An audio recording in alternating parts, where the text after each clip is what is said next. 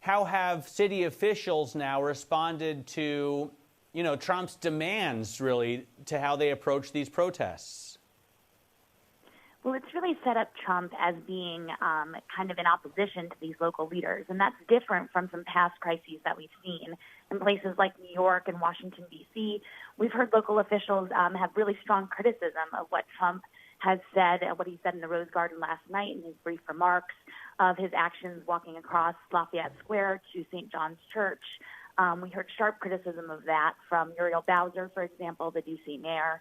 And so I think that a lot of times when you look back at past crises where there was talk about federalizing the National Guard or taking other actions, often what we saw was local officials acting in concert and being supported by federal officials. But this seems to be unfolding differently, where we're seeing local officials really being very critical of what they see as kind of a heavy hand that's being taken by the White House and by the federal government. And so that really sets up kind of this potential, powder keg where you have local officials really not liking federal officials coming in with the military and taking these actions against their citizens. So that's certainly a dynamic to watch going forward.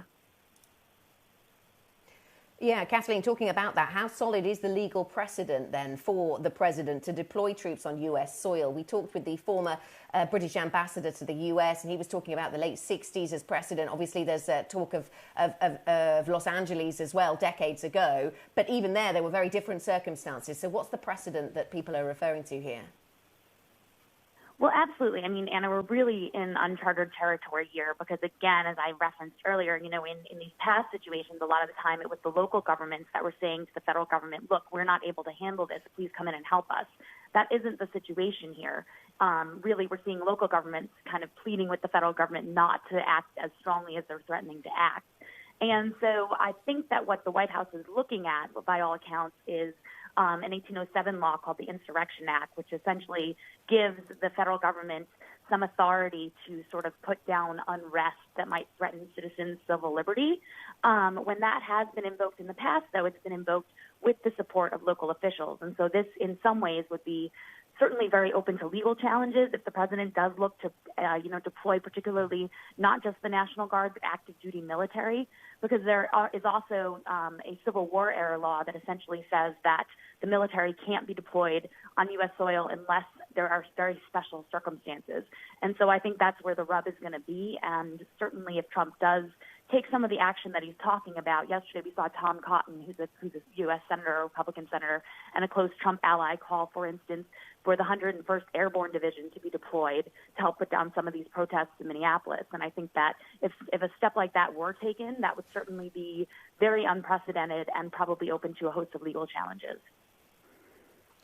Can Biden, Kathleen, make this issue work for him in the election? Because the Black Lives Matter movement was born under, Biden's time in the White House as vice president. The Ferguson issue happened on his watch.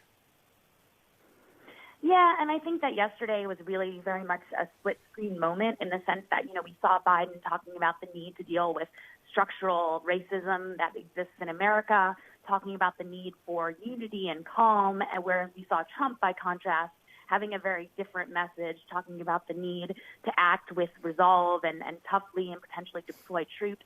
And so I think that the difference between the candidates on this issue was put into stark relief yesterday. I think the question, though, is which appeals more to U.S. voters. Certainly, I think this is making it more of a base election where, we could see folks on the right and the left being energized more to come to the polls because of the things that are unfolding in the U.S. right now. And the question is which side wins out on that in specific states, in these battleground states, whether that has more of a benefit to Trump or to Biden, and then also how independent voters feel in light of all this. This is yet another reason potentially for people to stay away from the polls. Not only do they have to worry about social distancing and coronavirus, now there's all of this civil unrest that's occurring. Of course, we're 5 months out from the election, but, it's a little bit more of a reason potentially for people to stay home. And so I think it's hard to tell right now at this stage which candidate is going to benefit more or whether Biden's going to be able, to your point, Matt, make this into an issue that works for him.